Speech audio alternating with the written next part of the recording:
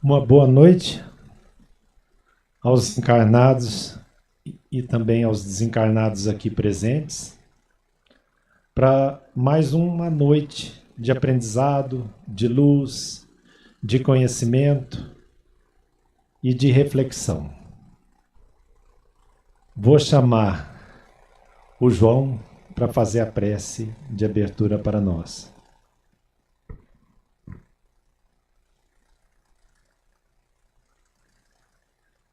Obrigado, irmão. Senhor Jesus, desce-nos a conhecer a grandeza do bem, auxilia-nos para que eu faça o melhor ao meu alcance.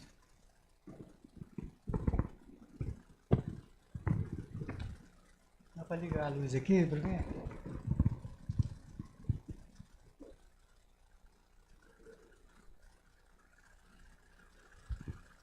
O terreno do coração.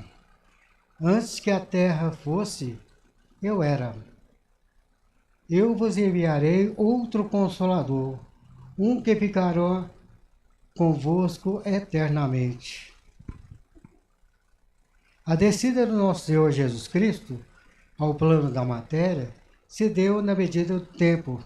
Sob o planejamento divino, vieram antes espíritos de grande força moral, energia e sabedoria, para abrir os caminhos e preparar o terreno do coração.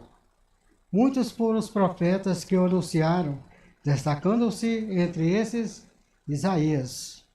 O povo judeu foi escolhido para receber o Mestre devido à maturidade alcançada nas reencarnações sucessivas na crença do Deus único. Moisés havia trazido a lei da justiça com o fim de alcançar todo o coração endurecido, estabelecendo as tábuas da lei. Podemos observar, pelos acontecimentos passados, reavivados na sua originalidade, pela doutrina espírita, que a natureza não dá salto.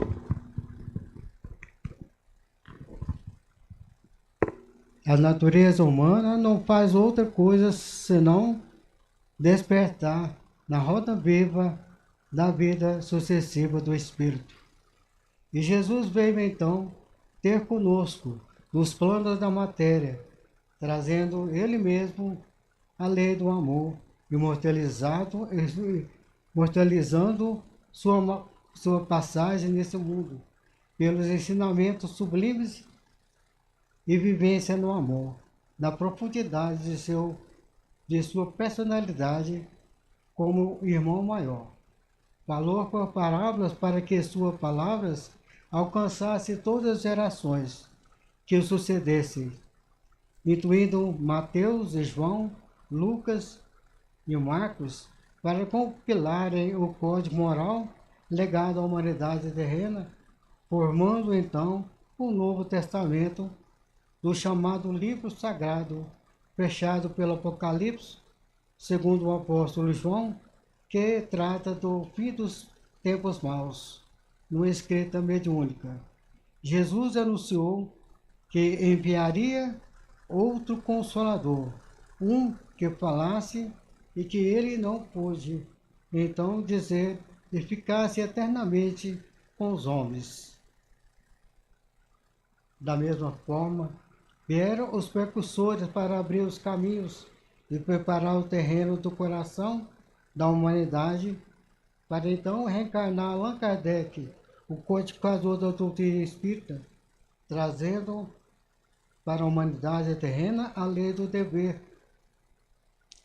pronunciando a palavra reencarnação, descortinando o véu que encobria a verdade eterna, por encontrar uma humanidade mais preparada. Imortalizou Kardec o sistema de elevação das almas e o livro dos Espíritos, reavivando o código moral de Jesus e o Evangelho segundo o Espiritismo, fazendo retornar o homem moderno às palavras sublimes do Mestre na originalidade de seus escritos. Na progressão que caracteriza a doutrina espírita, o Mestre envia e enviará novos discípulos para viverem a doutrina cristã, a fim de abrir o caminho e alcançar o terreno do coração daqueles que ainda dormem, como sendo o último dos clarins dos céus anunciado pelo apóstolo João. Porque de agora em diante, irmãos, no cumprimento das leis e das profecias, seremos separados uns dos outros, de acordo com a dureza do coração. Compenetrem-se todos da gravidade do momento que vivemos, entendendo que Jesus está no lembo e nada acontece sem a permissão de Deus. As providências do plano espiritual superior foram então sendo tomadas para afirmar a fé dos justos. Portanto, passe a ação a prática do bem, que a fé sem obras, como diz Allan Kardec, é morta. Fora da caridade não há salvação. Esta é a bandeira hasteada pelo mestre de Lyon, fiel servidor de Jesus na codificação do Espiritismo. E a caridade se faz em 1000 modos de ajudar. A começar, irmãos, pela caridade convosco. Pare de se torturar. Compreendam definitivamente que toda e qualquer hora é hora de começar. Cair e levantar faz parte da caminhada e dos processos evolutivos que a natureza não dá saltos. Tendes maturidade suficiente e os que aqui se reportam para acelerar o processo de limpeza psíquica, de alterarem a personalidade, livrando-se de hábitos e costumes nocivos. Ajuda-te e o céu te ajudará. É nesse interesse que pedimos todos boa disposição, humildade e persistência nos exercícios que irão modificar o modo de ser. Ao entenderem a lei de ação e reação, aceitando as dificuldades dessa reencarnação, com serenidade, buscando a porta estreita da salvação, estarei garantindo um futuro de paz e tranquilidade. A cada um segundo as suas obras. Esta é a realidade. Ajudem-se uns aos outros no desprendimento sem esperar recompensa, desenvolvendo-se nas qualidades morais, porque a conquista é individual e o particular. Para tanto, precisamos de irmãos em caminhos na variados estágios evolutivos. Compreendam que quem deve pagar. Cada reencarnação propõe objetivos claros a serem alcançados. Os grupos nos quais estão envolvidos trazem todas as oportunidades de lapidação da alma. É desnecessário procurar ao longe o vosso trabalho redentor. Temos a vós dizer que a vossa primeira oficina de labor é o lar. Busquemos o procedimento do homem de bem, cujo perfil está muito bem elaborado no Evangelho segundo o Espiritismo, capítulo 17, no item 3. Sendo possível, leia essa página todos os dias, a fim de gravar no consciente o vosso ideal maior, que passará no inconsciente, fazendo com que tenham forças para segurar o impulso, controlar os pensamentos de sua formação, impedindo que a palavra acione a ação intempestiva que mostra a inferioridade moral. Sabemos que ninguém muda da noite para o dia. Sejam, pois, brandos e pacíficos convosco. Persistindo, sereis salvos das imperfeições. A teoria e a prática, irmãos, na assimilação e vivência dos preceitos cristãos, os garantirão em um futuro melhor. Mãos, pois, à obra, com Deus e o Cristo no coração. Fernando Miramês de Olivite.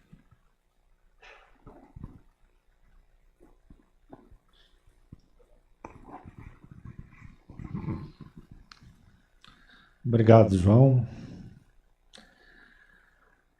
E para o dia de hoje, teremos como palestrante Max Lânio Lacerda, filho aqui de Anápolis, morando hoje em Brasília. E eu apresento o Max de uma maneira muito fácil, muito tranquila. Max, para mim, ele é um trabalhador da causa espírita. Isso já resume completamente uma pessoa que sempre didaticamente traz os conhecimentos, os ensinamentos, a luz, a compreensão e traz também os exemplos necessários para o nosso melhor proceder. Hoje ele trará o tema Desafios da Família. Meu querido, por gentileza, cá venha.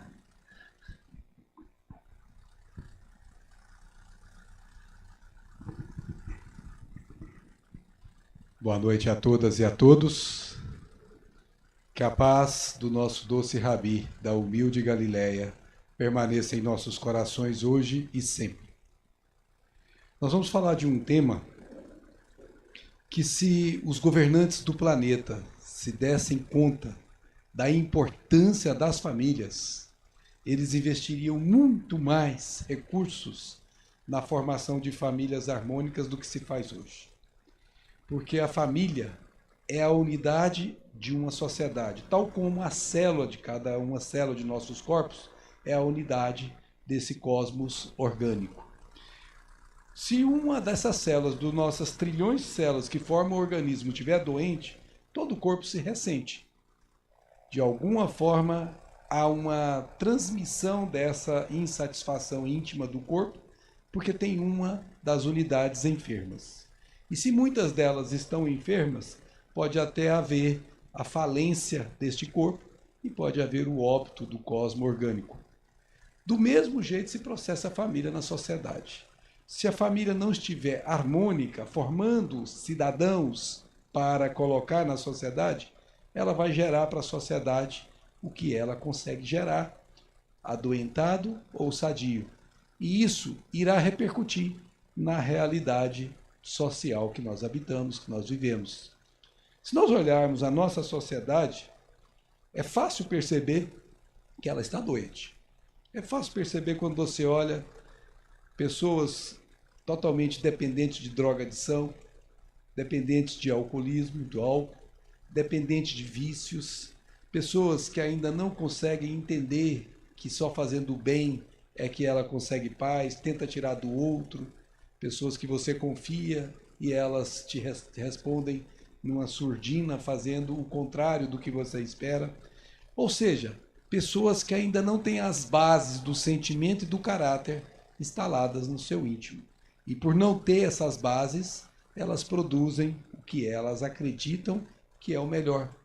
E aprendem no processo que nós conhecemos como lei de causa e efeito, que vai pouco a pouco ensinando que nós não devemos tirar o que é de Deus, porque teremos que devolver. Toda vez que você subtrai da harmonia cósmica, você precisará adicionar na mesma proporção o que você subtraiu. E nós estamos vivendo uma realidade hoje que a nossa família, chamada família social, está adoentada.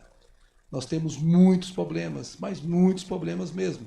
Alguns deles sendo tratados. Basta olharmos as reencarnações em que as pessoas estão quitando seus débitos. Vêm com problemas, depuram esses problemas dos seus corpos, de uma forma ou de outra estão purificando aquilo que sujaram. Mas tem muitas que estão se comprometendo e em encarnações futuras virão nas mesmas situações de depurarem o que sujaram.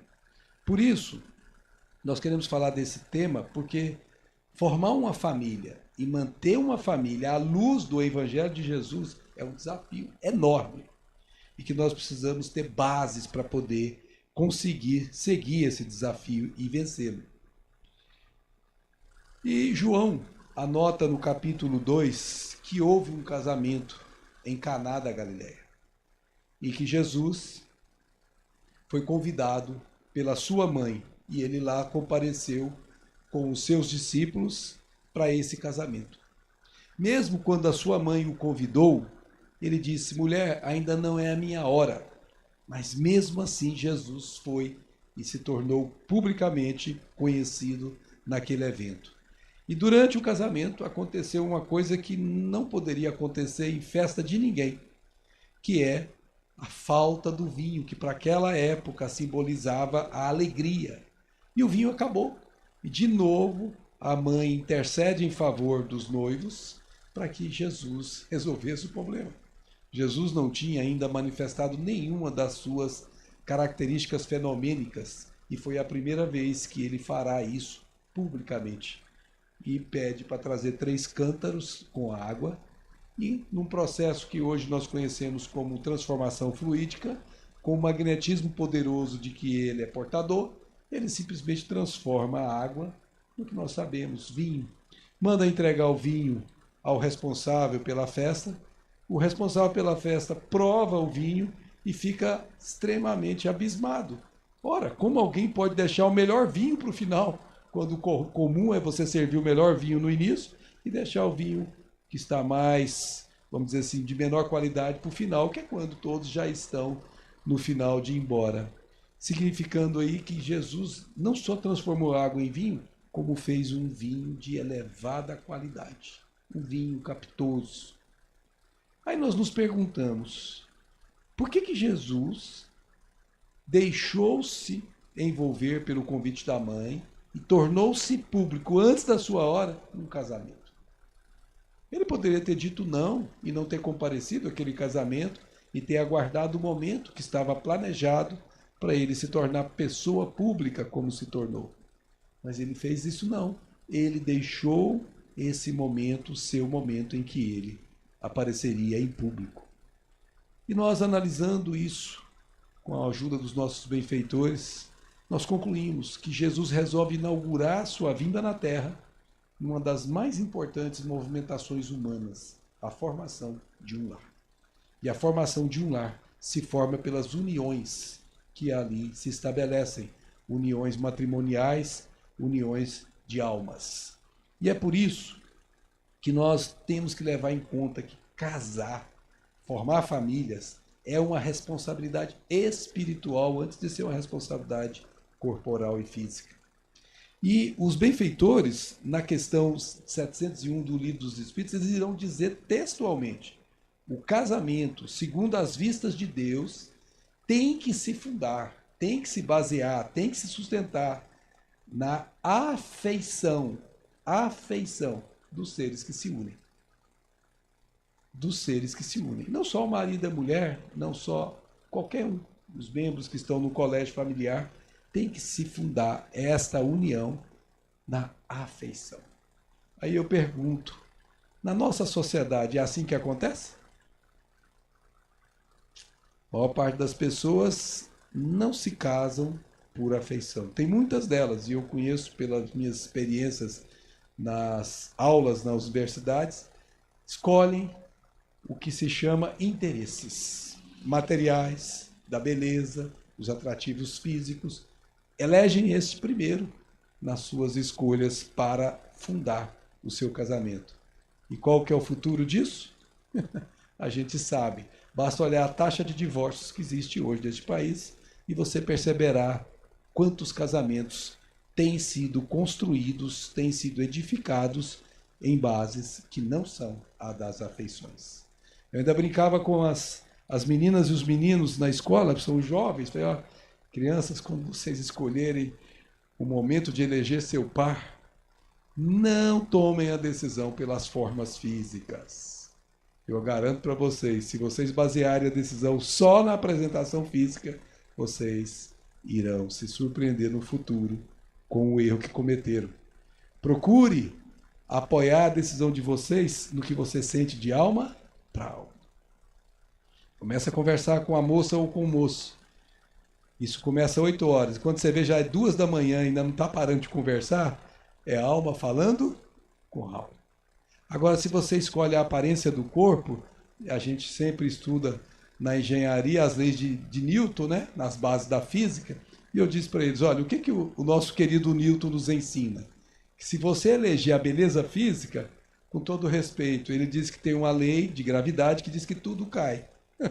Então, você não vai ficar eternamente bela ou belo. Tudo vai cair conforme a lei da gravidade. Então, se você apostar suas fichas na beleza, mas na frente você vai ter decepção, porque a beleza não física não se sustentará por si só. Mas se você apostar na beleza espiritual, aquela que é a alma atraindo alma, essa permanece e mais, se enobrece com o passar do tempo. Então, as tomadas de decisões quanto a formar famílias na Terra, uma grande maioria começam errado porque baseiam-se em interesses materiais, interesses que não são vinculados ao espírito, à alma. E isso faz com que esse casamento tenha uma enorme chance de já não ser bem sucedido. Mas se as pessoas observassem o que o coração fala, o que a alma sente, elas teriam uma enorme chance de acertar nas suas escolhas. Então a gente precisa lembrar que o casamento é uma coisa que precisa ser muito cuidadoso ao construir o casamento. Porque é pelo casamento que nos ensina os Espíritos que nós vamos aprendendo como criaturas humanas a nos amarmos como irmãos. É um laboratório de formar irmãos. O casamento tem papéis e responsabilidades. Eu posso nascer como pai, posso nascer como mãe, posso nascer como filho, como irmão, não importa. Eu estou exercendo um papel dentro desse núcleo familiar. E eu tenho que aprender a olhar meu pai, a olhar meu irmão, a olhar as pessoas que estão compondo esse colégio familiar com os olhos de irmãos. Quando a gente tem conhecimento da doutrina espírita, isso é tranquilo, porque a gente sabe que somos todos espíritos reencarnados em novos corpos. O meu filho, que está sendo meu filho hoje, pode ter sido meu pai numa encarnação passada, pode ter sido meu irmão, nós não sabemos, mas com certeza já exercemos vários papéis. E quando nós aprendemos a olhar a família como construção de irmandade, de formar irmãos em espírito, nós vamos aprendendo a olhar o outro como o outro é e não como a gente gostaria que o outro fosse. E isso começa a fazer toda a diferença na compreensão das diferenças que existem entre os membros de um colégio familiar. Mas um casamento, para acontecer, ele se funda numa base que tem sido, ao longo dos séculos, muito maltratada, que é a base do sexo. Porque o sexo é a base em que nós perpetuamos a espécie. Sem sexo, não tem como nós gerarmos filhos e, portanto, não tem como gerarmos a perpetuação da espécie.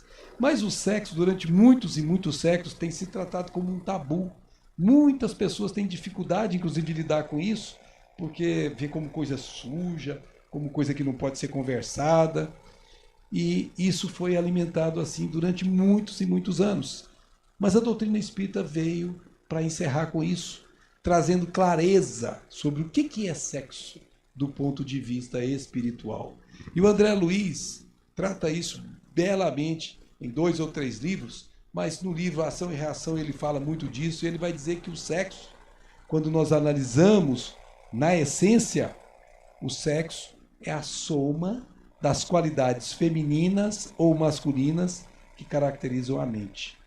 Razão pela qual é imprescindível observar o sexo do ponto de vista espiritual. Toda vez que você olha o sexo pela forma, você já pode errar. Porque nem sempre o psiquismo está em harmonia com a forma física. Pode estar inverso. Eu posso ter um psiquismo feminino e me sentir masculino. Eu posso ter um psiquismo masculino e me sentir feminino. Essas inversões de polaridades psíquicas, elas acontecem por várias razões. Mas o fato é que nós já encarnamos em corpos femininos, muitas vezes, e já encarnamos em corpos masculinos, muitas vezes. De experiência em experiência, nós vamos adquirindo aquilo que você só aprende quando você encarna como homem e aquilo que você só aprende quando você encarna como mulher. E isso vai sendo incorporado, vai sendo formado no seu psiquismo as bases movimento de ter o sexo completo em nós. Como é que funciona isso? Porque homens e mulheres, em espírito, trazem uma certa percentagem mais ou menos elevadas de características viris e feminis em cada um de nós. Então, por exemplo, você pode ter uma pessoa que tem uma característica masculina, mas ele tem uma doçura que é típica do feminino. Ou uma pessoa que tem característica feminina, mas tem uma energia que é típica do masculino. Por quê? Porque ele já desenvolveu essa doçura quando ele encarnou como mulher, nas várias vezes, e já desenvolveu essa energia quando encarnou como homem em várias vezes. E nós vamos fazendo isso de várias e várias encarnações, nós vamos repetindo essas encarnações, ora como mulher, ora como homem, porque nos ensina Kardec que se só se encarnássemos como homem, só saberíamos o que os homens sabem. Se só encarnássemos como mulher, só saberíamos o que a mulher sabe. Por isso que você tem homens que podem ser sensíveis e podem ter mulheres que são firmes. A firmeza é uma característica da polaridade masculina. A sensibilidade é uma característica da polaridade feminina. Não significa que a pessoa que é sensível, que ela tem inversão. Não, significa que ela já tem aquisições que já faz parte do psiquismo dela. Um dia nós teremos todas essas polaridades num só corpo, numa só alma. Energia, ternura, são duas vertentes que você vai desenvolver. São qualidades do espírito que você vai desenvolver quando você escolhe o corpo que você quer encarnar. Você está no mundo espiritual, você elege se você quer nascer como homem ou mulher. E se for permitido pelos nossos maiorais, a gente desce na Terra com o corpo que a gente pediu. Então, se eu nascer como homem, a energia será uma característica comum em mim. Se eu nascer como mulher, a ternura será uma característica comum em mim. Assim como a fortaleza e a humildade. Assim como o poder e a delicadeza. Assim como a inteligência e o sentimento. Assim como a iniciativa e a intuição. E tudo isso, um dia, quando nós fizermos as conquistas todas das virtudes, tudo isso se transformará em sabedoria e amor. Todos esses, sabedoria, iniciativa, inteligência, tudo isso nós conquistamos quando estamos encarnados como homens. Tudo isso, amor, intuição, sentimento, delicadeza, tudo isso nós conquistamos quando estamos encarnados como mulheres. Qual que é a meta do espírito? É ter as duas polaridades na mesma alma. Por isso que André falou, caracteriza a mente. O que caracteriza a mente? O quanto eu já tenho conquistado de uma polaridade e o quanto eu já tenho conquistado de outra. Então pode ser um homem com muita sensibilidade, que é típico do feminino. Como pode ser uma mulher sensível, mas muito firme nas suas posições, que é a característica de um espírito masculino. Nós vamos chegar um dia com essas aquisições do espírito e nós vamos atingir as duas polaridades em nós. E aí nós teremos feito a meta do espírito e atingiremos o que se chama reino da angelitude. Ou seja, nós vamos dizer que o indivíduo vai deter nele mesmo as qualidades nobres inerentes à masculinidade e à feminilidade, refletindo nele mesmo a glória do Criador. Esse é o estágio que nós conhecemos como angelitude. Vocês já discutiram o sexo de anjo aqui? Já? Anjo tem sexo ou não tem? Tem sexo, gente? Anjo, gente? O que vocês acham? Anjo tem sexo ou não, gente? É sim ou não? Não, vocês estão errados, tem sim. Só que tem os dois. Anjo tem tanto polaridade masculina como polaridade feminina integral.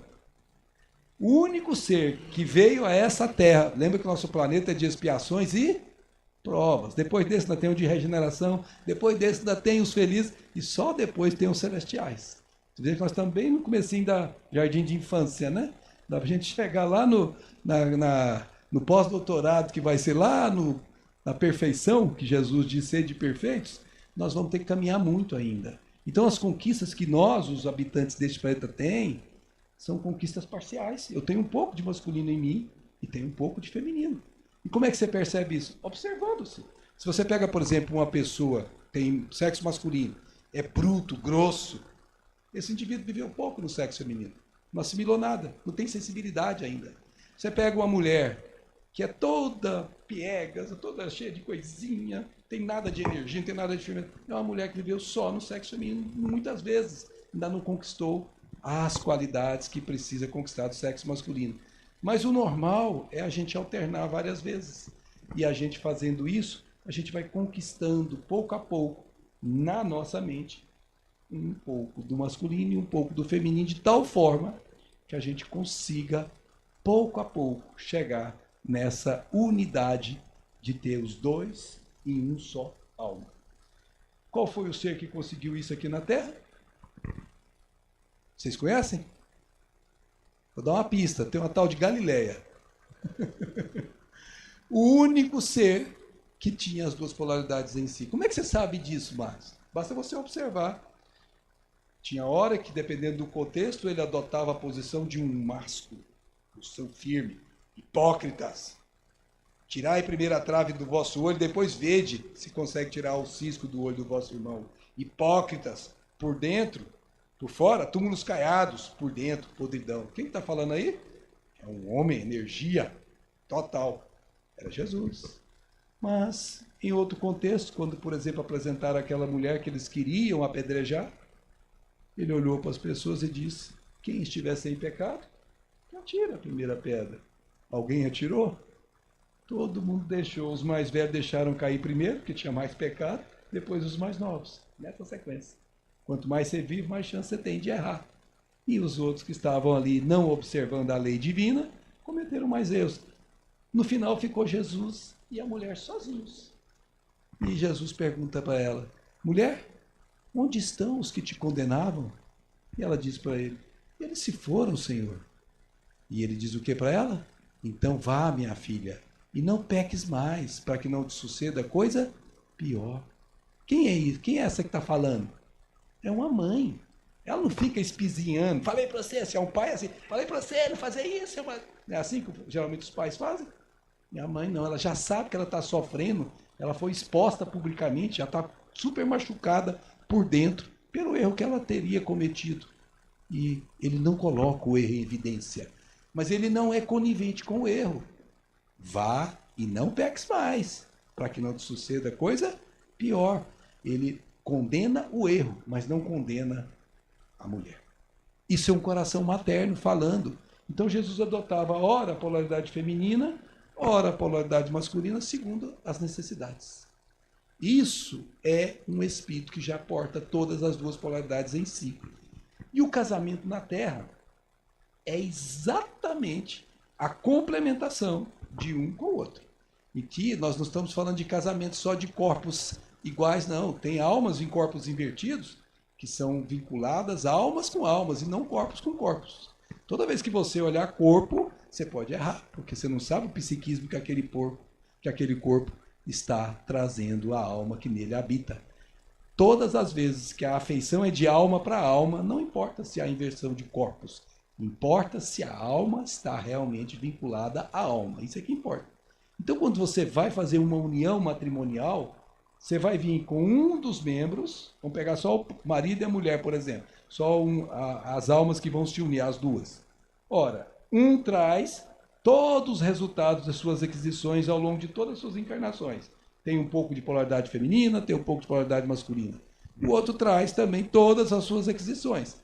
Mas nenhum dos dois traz 100% das duas aquisições. Por isso, um precisa do outro. Ora, se você está casado com uma mulher e ela tem muita paciência e você tem zero de paciência, você tem uma ótima oportunidade de aprender paciência naquela escola chamada família, com a sua esposa. Mas se ela é aquela muito paradona, que não vamos, age, vamos, ela fica paradona. Ela tem um marido que é rápido, que toma decisões, que tem energia, ela tem uma grande chance de aprender com ele o que ela não traz nela. Então ela dá para ele o que ela tem e ele dá para ela o que ele tem. Esse é o jogo ganha-ganha. Ninguém perde para o outro ganhar. E o que acontece nisso? A complementação das polaridades. Então, por exemplo, uma decisão de família. Seu filho tem que tomar uma decisão importante sobre ele. O marido vai ponderar conforme as polaridades predominantes nele. A mulher vai ponderar conforme as polaridades predominantes delas. Qual que é a melhor resposta? Do marido ou a da mulher? Nem lá, nem cá. É o equilíbrio das polaridades. Por quê? Porque será a melhor decisão. O marido pode ter sido firme demais, a mulher pode ter sido tolerante demais. Mas nenhum e nem outro é bom para o menino. O que você vai tomar? Não, mulher, você tem razão quanto a isso, você tem razão quanto a isso. E aí você vai decidir pelo equilíbrio daquelas ponderações que foram feitas. Isso é um casamento sábio, em que você se aproveita das duas polaridades sem preponderar uma sobre a outra. Não é o marido que tomou decisão, não é a mulher que tomou decisão. É o colégio familiar que tomou decisão. Isso é polaridade complementada, um ajudando ao outro. Então, o casamento, o grande desafio dele na nossa sociedade é as pessoas compreenderem que quem tem mais deve dar para quem tem menos. Ora, se eu tenho mais paciência, eu vou dar para quem tem menos paciência, que convive comigo. Pode ser a esposa, pode ser os filhos. Quem tem mais energia, por exemplo, deve dar para quem tem menos. Então, olha, nós precisamos de energia, precisamos movimentar, porque senão você vai ensinando e vai aprendendo dentro daquela escola chamado lar. Então, a gente sabe que complementação psíquica, nenhum de nós é portador 100% dela, exceto Jesus. Por isso, não sei se vocês viram um tempo atrás, umas loucuras que andaram falando de Jesus, que Jesus teria tido um caso com Madalena. Ouviram falar isso? Já ouviram falar isso? Saiu um livro desse trem que é absurdo, que eu não tive coragem de ler. Tá certo? Mesmo que tivesse algum sentido, só de saber que ele traz a polaridade feminina e a masculina 100% dentro dele, significa que Jesus não precisa casar. Porque ele não precisa complementar. A complementação já está nele mesmo. Então, jamais Jesus se casaria, porque o que Deus uniu, não separe o homem, já estava unido nele. A polaridade feminina e a polaridade masculina. Daí porque Jesus jamais precisaria se casar. Mas nós, os demais terrestres, todos precisamos casar, precisamos nos juntar, unir, como um colégio familiar típico, ou unir em determinados movimentos da vida, para que um ajude o outro. Nós precisamos nos complementar, porque nenhum de nós sabe tudo o que é suficiente para as nossas necessidades. Nós vamos precisar sempre do outro para cumprir aquilo que nós precisamos para poder atender às nossas necessidades, como espíritos encarnados. Agora, onde é que a gente aprende a fazer essa complementação? Emmanuel, no livro O Consolador, diz que a melhor escola para a gente fazer isso ainda é o lar, onde a criatura deve receber as bases do sentimento e do caráter. Mas o que é esse negócio de base do sentimento e do caráter? Ora, você pode contratar professores, escolas elevadas de altíssimo nível para os seus filhos. Elas vão dar instrução. Mas educação nasce no lar. Elas vão dar para o que seu dinheiro consegue pagar, mas não vai dar as bases do caráter e do sentimento só dentro de casa. Você consegue ensinar com o modo como você vive, com o modo como você fala, com o modo como você educa os seus filhos. Então, vou pegar um exemplo para vocês dentro da minha casa. A gente faz evangelho no lar há quase 2 décadas, todo domingo. Agora, por exemplo, estaremos voltando para Brasília, minha esposa e eu faremos dentro do carro o evangelho. Ela vai lendo, eu vou dirigindo e a gente vai discutindo naqueles 45 minutos que nós elegemos para o evangelho. E o nosso caçulinha, ele hoje está com 19 anos, mas ele nasceu dentro do espiritismo, quando a gente já era espírita, quando ele estava sendo concebido. Então ele participava do evangelho no lar já desde o tempo que a minha esposa estava grávida. Então ele, desde pequenininho, sempre foi questionador, um menino inteligente. Esses meninos de hoje são tudo mais inteligentes que a gente, tem que ser muito bonzinho com eles para você tomar a gente de vez. E ele sempre questionador, discutindo. Então ele foi assimilando os princípios espíritas. E só para vocês terem uma ideia de como essa assimilação é natural, uma vez nós estávamos fazendo o evangelho no lar, em casa, em Brasília, e um amigo chegou, um amigo que eu não via há muito tempo.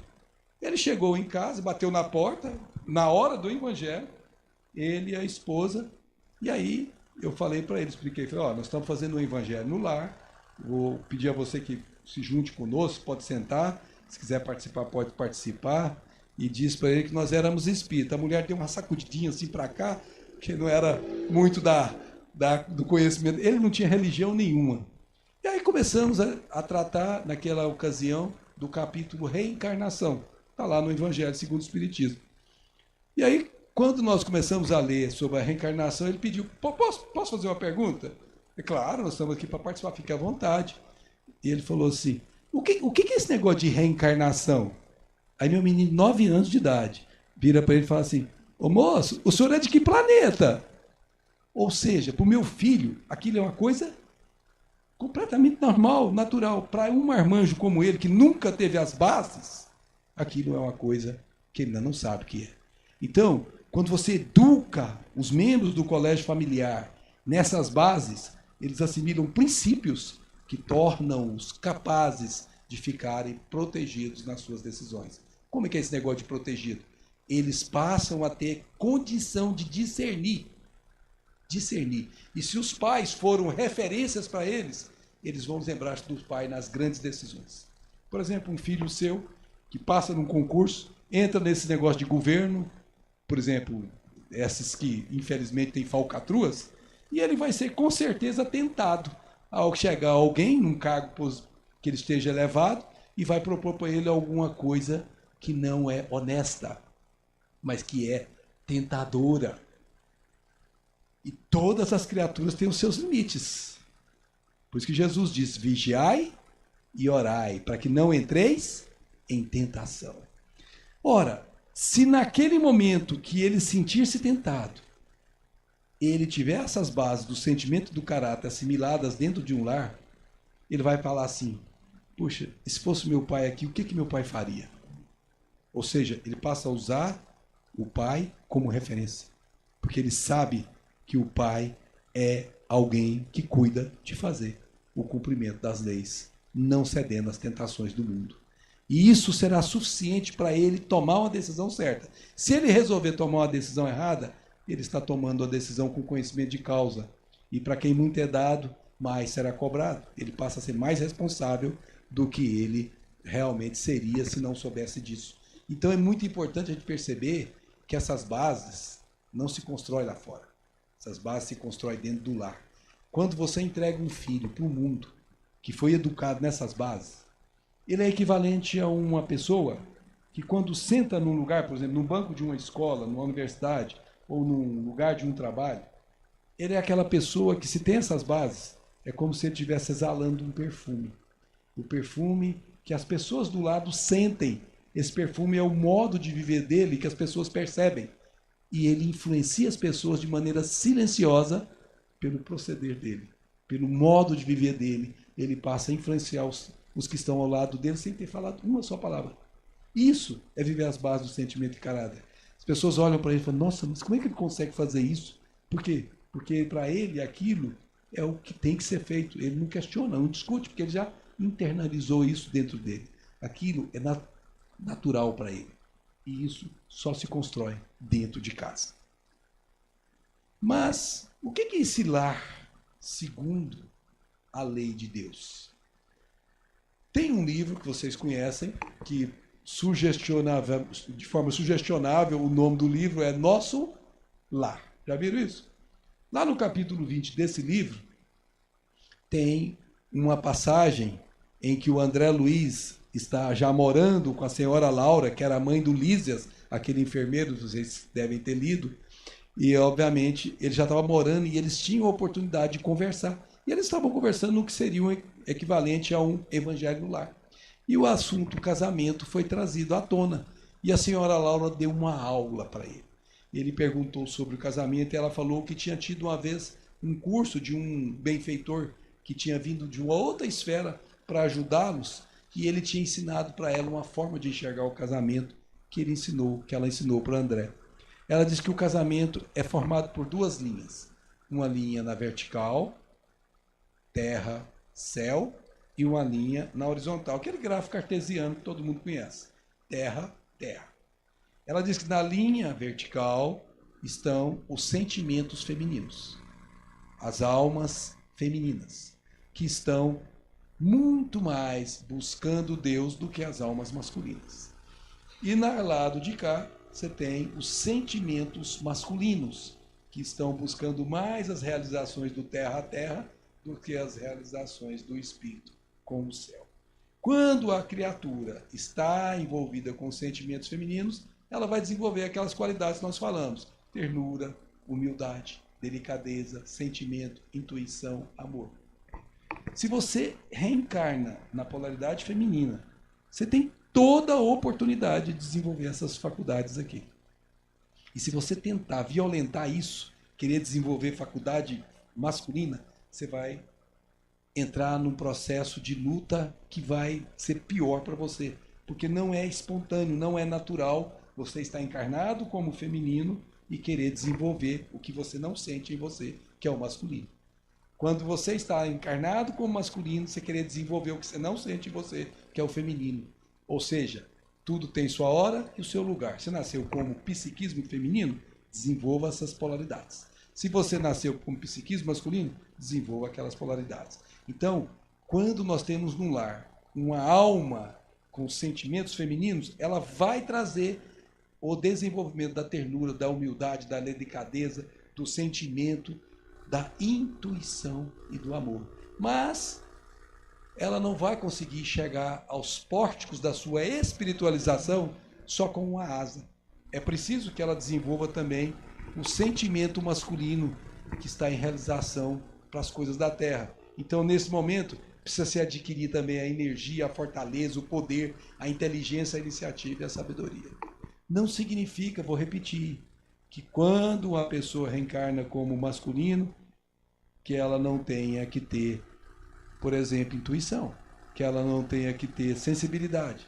Não é isso. Se ela já experimentou isso, se ela já viveu isso em outras encarnações, ela traz isso na faceta dela.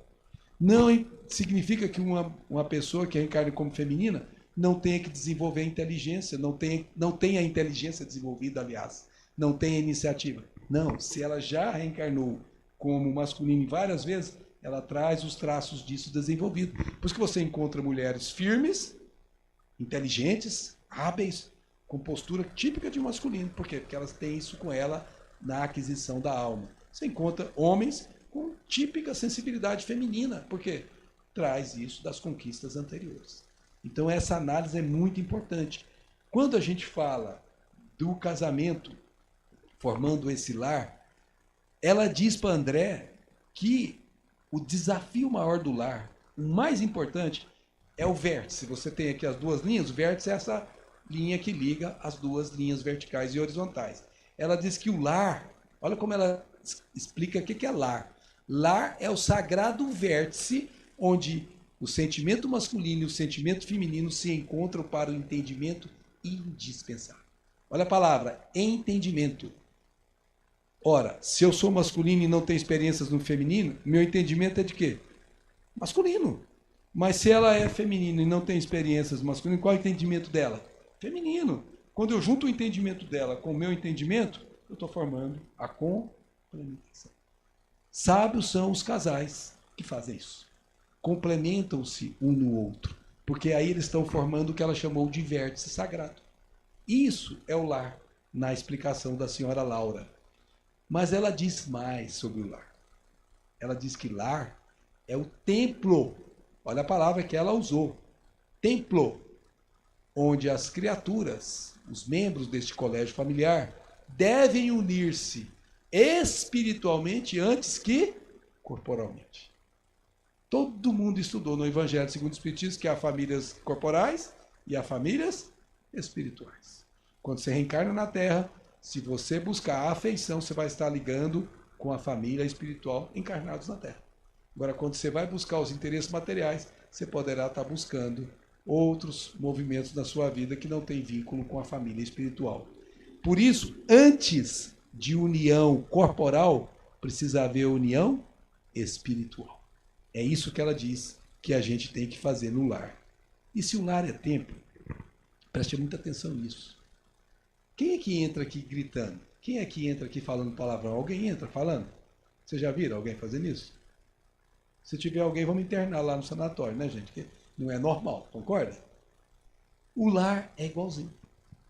O lar, um casal que tem conhecimento disso, trata o lar como se estivesse num templo religioso. Não grita, não fala palavrão, não discute. Trata com todo o cuidado espiritual que o lar precisa. E veja como isso é importante. Porque se você tem filhos, sobretudo se eles são pequenos ainda, eles são como esponjas. Eles assimilam. Suga tudo que eles veem, que eles ouvem e que eles observam. Sem que você fale diretamente com eles, eles estão aprendendo pelas suas atitudes. A atitude do casal. Se o casal tem o hábito de gritar, eles estão aprendendo a gritar. Se os casal se agridem, eles estão aprendendo a se agredir.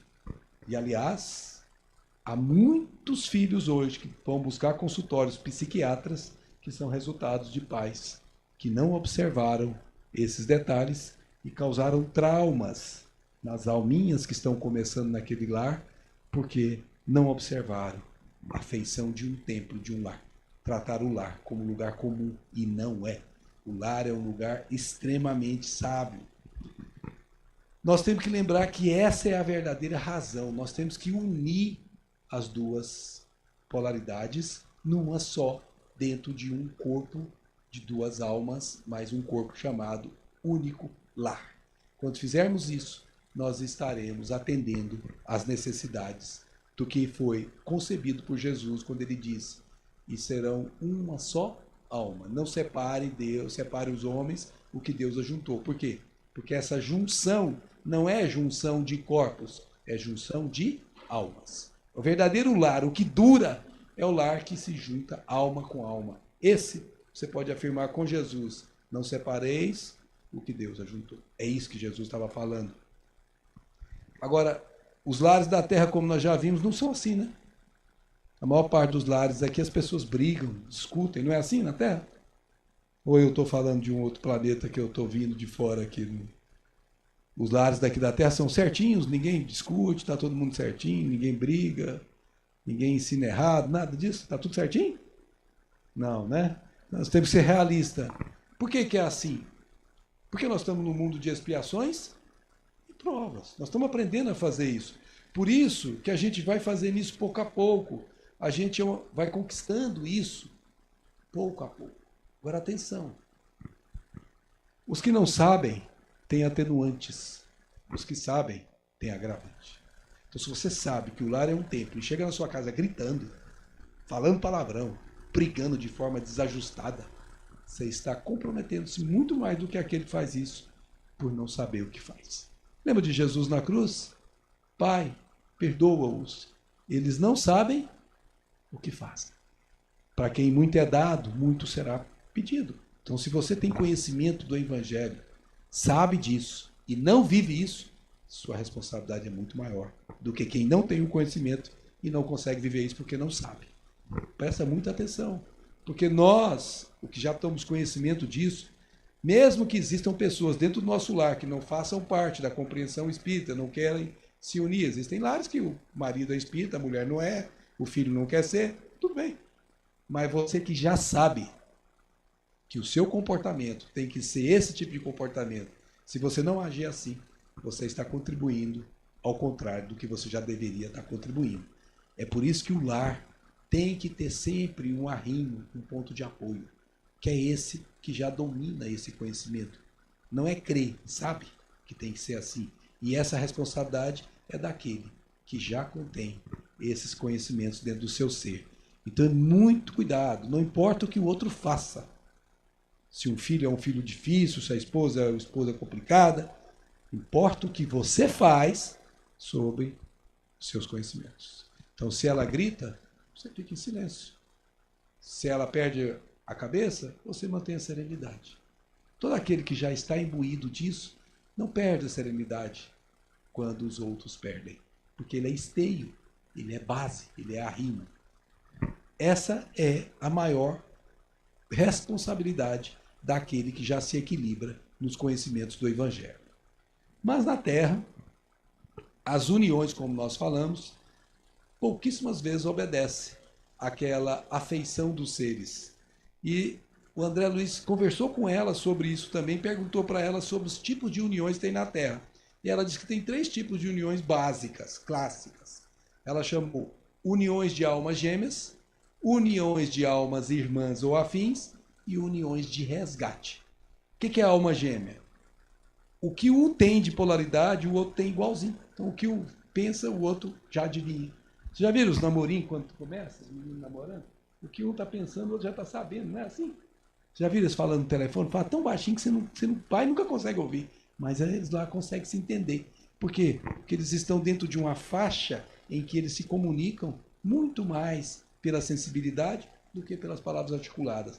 As almas gêmeas são as almas portadoras das polaridades na sua maior quantidade e são muito semelhantes uma com a outra. Portanto, o que um sabe, o outro sabe, não precisam se casar, porque eles já estão complementados naquilo que é o normal. Por isso que ela diz que aqui na Terra são raríssimos esses casamentos. Raríssimos. Agora, almas irmãs ou afins é aquela alma que a pessoa já tem conquistas próxima da outra, mas um tem mais do que o outro em determinado lugar. E aí um complementa melhor o outro, tem essa sensibilidade de preencher o outro. Agora, alma de resgate, essa é o problema. Porque essa é a esmagadora maioria dos casamentos da Terra. Lembra que nossa Terra é uma terra de expiações e provas. O que é um planeta de expiações e provas? É um planeta onde o mal predomina. Nós não estamos entrando no mundo de regeneração. Ainda é muito pequeno.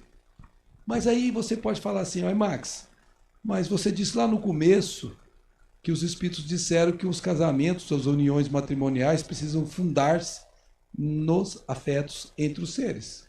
Se é união de resgate, a gente já sabe que é gente que está no quebra-quebra, não é não? É aquele que brigou e tem que voltar para ajustar as contas, né? E não dá conta de ajustar quando vê o outro, troca de corpos, aí não sabendo quem é o outro, junta, né? Aí o André Luiz explicou, mas então como é que a gente faz para se atrair por essas almas que a gente precisa se reajustar? Ele disse assim, olha, somos atraídos por determinadas almas, nem sempre porque as estimemos em sentimento profundo, ou seja, afeição, mas sim porque o passado a ela nos reúne. Década de 70, tinha uma moça que já ia lá para os seus 27, 28 anos, e quem é mais velho aqui vai se lembrar que quando, essa época, quando a moça passava de uma certa idade, coitada, ela ficava preocupadíssima, porque ela ia ficar para titia. Era assim que eles falavam, era judiação, gente, fazer isso com as meninas, né? Hoje a gente casa até com 90 anos, não tem mais problema. Mas naquela época não era assim, não. E essa moça morava numa cidade muito pequena, a oferta do produto masculino não era muito grande. A coitadinha estava ficando para a titia. E aí o que ela fez? Ela era católica, ela fez uma prece com todo o coração para quem? Para Santo Antônio. Ô Santo Antônio, valei-me, me manda o príncipe encantado no cavalo branco para que eu possa fazer o meu casamento. Ela sonhava em casar, constituir a sua família. E não é que o Santo Antônio ouviu as preces dela? Poucas semanas depois, ela ficou sabendo que tinha um baile numa cidade vizinha e várias comunidades redores foram chamadas. E ela, obviamente, se aprontou toda, né? Ficou toda, sabe, charmosa, né? Toda bonitona, perfume, porque ela tinha que ficar atrativa para as oportunidades que iriam aparecer naquela festa tão famosa. E lá se vai ela para a festa. Chega na festa, quando ela entra no salão, ela fala, divino Padre Eterno, Mãe de Jesus Menino. Santo Antônio não precisava de tanto homem bonito assim não, meu irmão. Bastava um, mas tem tantos aqui. Eram uns 300. A coitadinha estava perdida em tanto homem bonito na frente dela. Mas, quando ela para um pouquinho, começa a entrar, ela vê lá no fundo um sujeito diferente dos outros 300, que eram verdadeiros príncipes encantados. O que estava lá no fundo parecia mais um sapo. O bichinho era feio, gente. Mas era feio que dói. Olha pro bichinho assim, o que o zoinho dela faz? Tic, tic, tic, tic, tic, tic. E o zoinho dele, o que faz? Tic, tic, tic, tic, tic, tic. Sabe o que aconteceu com os 300? É como se eles não estivessem lá, nem olhou mais para eles. Foi direto para ele e ele direto para ela. Almas que se reencontram por necessidade evolutiva. A aparência do corpo não conta. A aparência social, quanto você é rico ou pobre, não conta. O que conta é a atração de alma para alma. Mas nesse caso, é uma coisa que a espiritualidade faz pela lei de magnetismo e que nos envolve nessa onda sem que a gente saiba quem é o outro. com quem você está se metendo. Você só vai saber depois que comer 1 quilo de sal com essa criatura. Já comeram 1 quilo de sal com uma pessoa? Já viu quanto tempo gasta para acabar 1 quilo de sal? Você só conhece a pessoa depois que você comeu 1 quilo de sal com ela, né? E esses dois que estavam lá com os olhinhos brilhantes um para o outro, só vão saber quem são eles de verdade depois da convivência. Aí começa o desafio. Então, a atração de almas na Terra é dominantemente de almas que precisam se reajustar. E esse reajuste é o que nós temos vivido aqui na Terra. E as pessoas têm tido dificuldade para conseguir. Sabe por quê? Passa aquela fase do fascínio, a lua de mel começa a se transformar em lua de fel. E as coisas começam a aparecer. A menina pega o telefone, mamãe, deixa eu voltar para cá, não aguento mais viver com esse trem. Ou seja, a mãe já tinha dito para ela, isso não presta, não casa com ele. Mas não adianta a mãe falar, o pai falar, porque é a alma que tem que se ligar com essa alma e vai acabar fazendo. Com a aceitação ou não aceitação da família, acaba se fazendo. É aí que entra o desafio que nós falamos. Se esse casal tiver assistido essa palestra antes de se encontrarem, eles vão lembrar que um precisa do outro. Eles vão se lembrar que um sozinho não vai ser feliz, que precisa ser feliz dois. Eles vão se lembrar que eu não posso esperar do outro que o outro não consegue dar ou não pode dar. Assim como o outro não pode esperar de mim o que eu não dou conta de dar. Quando eu faço isso, quando eu não espero do outro o que ele não pode dar, eu não me frustro. A maior frustração dos casamentos é aquele sonho que o cônjuge faz um do outro e quando vai à realização, era nada daquilo que ele endeusou na cabeça dele. Esse é o ponto mais triste. Por quê? Porque ele vai esperar o que o outro não consegue dar. Eu vejo às vezes as mocinhas falando, não, mas quando eu casar eu vou mudar ele. Muda não, minha filha. Nem você muda ele, nem ele muda você, porque a gente só se muda a nós mesmos. A sua presença pode ajudá-lo a cair em si e mudar-se, mas você não muda ele. Se você vai com essa expectativa de que você vai mudar, ele vive nos barzinhos, tomando, ele vai, quando ele casar comigo, ele não vai viver mais, não. Não acredita nisso, não, filha, porque isso não depende de você, depende dele. Então, a gente tem que tomar cuidado, porque o que o outro dá conta de dar é aquilo. Se você cobrar, exigir mais do que isso, você vai se frustrar. E o que vai acontecer com esse casamento? Não vai continuar junto. Por quê? Porque você tem uma expectativa que o outro não consegue te satisfazer.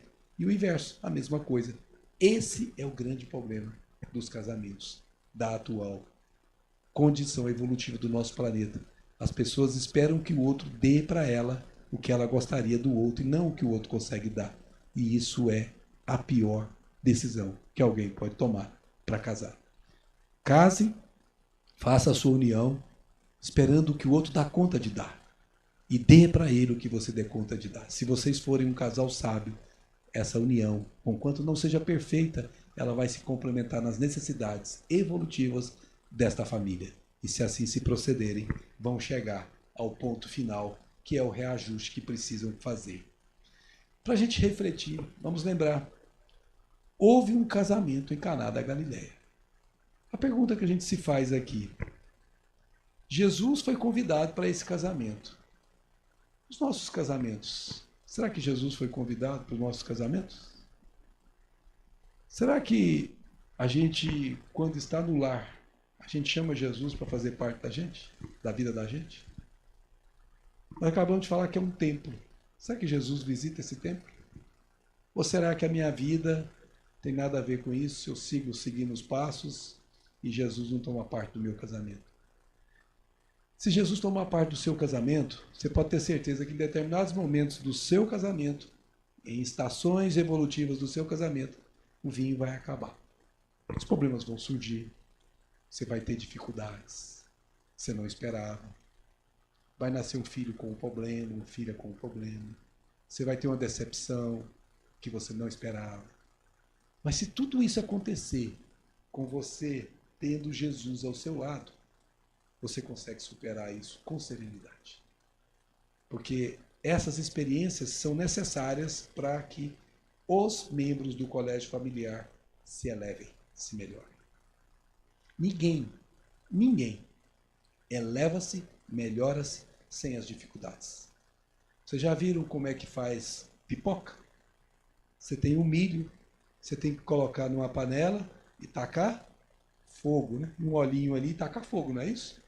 O milho só vai estourar quando atingir uma certa temperatura. Quem que gosta de mastigar o milho? Ninguém, né?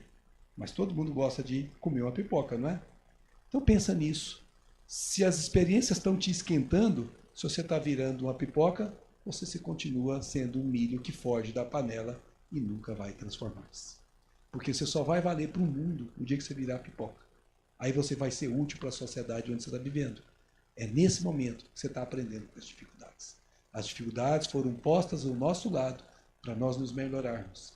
O casal que compreende isso, o corpo familiar que compreende isso, cresce na direção de Deus mais rápido do que aquele que teima em não se transformar na pipoca gostosa, em continuar querendo ser o milho com medo de aquecer e se transformar. Pensem nisso, porque somente assim a gente vai conseguir entender por que Jesus diz: o que Deus ajuntou, não separe o homem. Quando a gente aceita o que o outro tem e dá o que a gente tem para ele, a gente está juntando e não se separa quando essa compreensão se faz. Muita paz a todos, muita paz a todas. Muito obrigado pela atenção.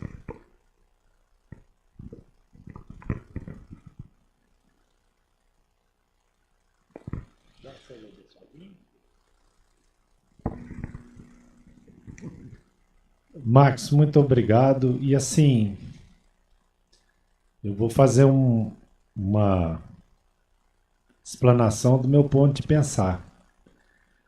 Eu acho que para fazer uma palestra dessa, você tem que estudar, tem que se preparar, tem que se educar e tem que trazer essa luz, esse entendimento para todos nós.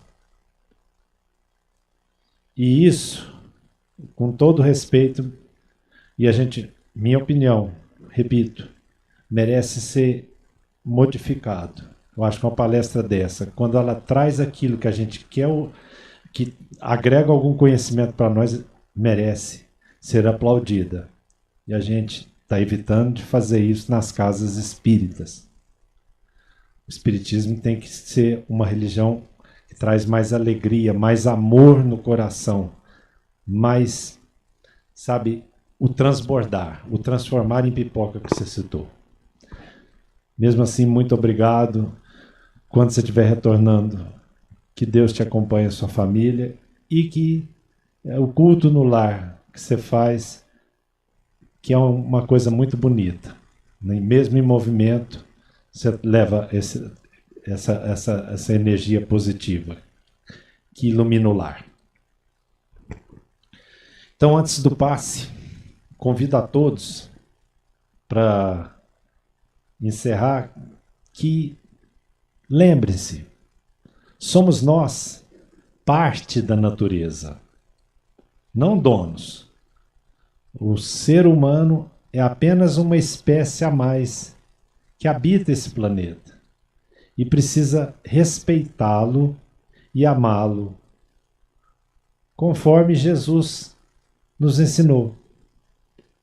Que nós tenhamos a compreensão da nossa pequenez e da necessidade da nossa melhora para que tudo isso se transforme de forma positiva. Que todos tenhamos uma boa semana, que sejamos protegidos e intuídos para praticar o bem, não só nos templos, nas casas, nas igrejas, e sim no nosso cotidiano. Saiu daqui, até voltar, não mude o seu comportamento. Traga seu comportamento aos exemplos de Jesus. Que assim seja. Muito obrigado.